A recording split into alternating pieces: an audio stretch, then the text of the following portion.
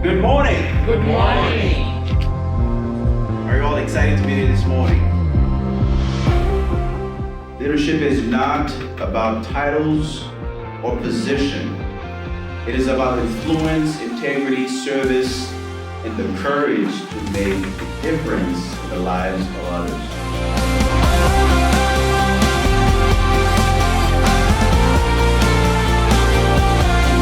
History as the first Haitian American elected to the Florida State Legislature. Let's put our hands together for Timothy.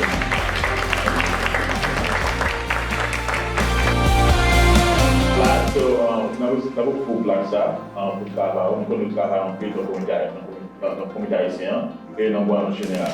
Et nous par exemple, nous avons nous pour flagship, service en général. Leadership does not begin when someone gives you a title. No, it does not. Leadership begins when you choose to take responsibility. We talk about the next generation. So there's a different type of leadership, but we believe there's one that is more practical and more beneficial for the community if the right person teaches it. So that's the reason we bring ANGI to define those ideas. I want to thank you for creating a space where leaders can gather, connect, learn, and challenge one another to do more. Thank you for recognizing that leadership is not simply about holding a title.